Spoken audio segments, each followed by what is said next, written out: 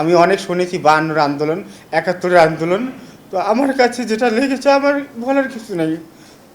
আমি যেটা দেখেছি সামনে থেকে, আমি যেটা বুঝতে পারছি যে আমি এটা কী হলো আমার। আমার পরিবার কীভাবে চলবে? এই দেশটা কীভাবে চলবে? কাদের যত আন্দোলন, কেন আমরা আন্দোলন করব? এই দুর্নীতি চাই না।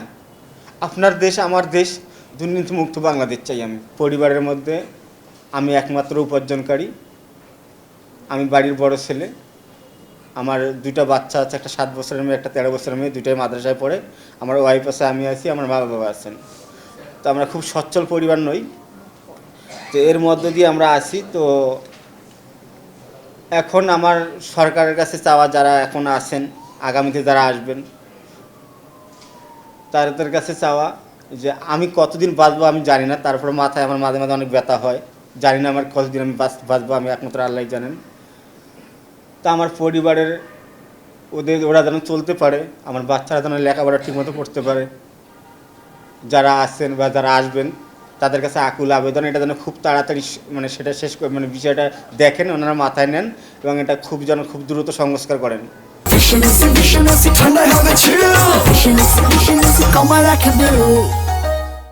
করে আমাদের এই দাবিগুলা যেন পূরণ করে দেয়।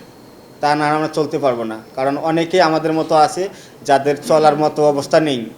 বাচ্চাদের লেখাপড়া বন্ধ হয়ে গেছে, তাদের খাবার দাবার বন্ধ হয়ে গেছে, আর্থিক সহযোগিতা পাচ্ছে না অনেক জায়গা থেকে। সেটা যেন ওনারা ভালো করে, এটা খুব তাড়াতাড়ি যেন করেন। ওনারা এই এক মাসের মধ্যে সেটা যেন করে দেয়, আগামী মাস থেকে যেন পায় যেন তারা, আমি সহ। আমার এটা খুব আকুল আবেদন, এটুকুই চাওয়া। তবে আগামীতে যে সরকাররা আসবেন, দুর্নীতিমুক্ত থাকবেন, তারা যেন এই দুর্নীতি করতে গিয়ে যেন আবার এই আমাদের মতো লোকদের এই যে শহীদ হতে না হয়, আহত হতে না হয়, রক্ত দিতে না হয়। আমি অনেক শুনেছি ৫২-র আন্দোলন, ৭১-এর আন্দোলন। তো আমার কাছে যেটা লেগেছে আমার বলার কিছু নেই। আমি যেটা দেখেছি সামনে থেকে, আমি যেটা বুঝতে পারছি যে আমি এটা কী হলো আমার। আমার পরিবার কীভাবে চলবে? এই দেশটা কীভাবে চলবে? কাদের যত আন্দোলন, কেন আমরা আন্দোলন করব? এই দুর্নীতি চাই না। আপনার দেশ আমার দেশ, দুর্নীতিমুক্ত বাংলাদেশ চাই আমি। এটাই চাই আমি সরকারের কাছে। আগামীতে যারাই আসুক তারা যেন দুর্নীতি মুক্ত নিয়ে থাকে। যত আইন আছে, যত বিচার বিভাগ আছে, প্রশাসন আছে, এটা যেন খুব দ্রুত 100% সংস্কার করে, এটা যেন দুর্নীতিমুক্ত করে থাকে। এটাই আমি সরকারের কাছে চাওয়া। আর আমরা আহত হয়েছি, এই কথা আমি আরও একবার বলতে চাই, যারা আমরা আহত আছি, যারা শহীদ হয়েছেন, তাদের তো কী আর বলবো। আমরা যারা আহত হয়েছি আমরা কদিন বাঁচবো জানি না।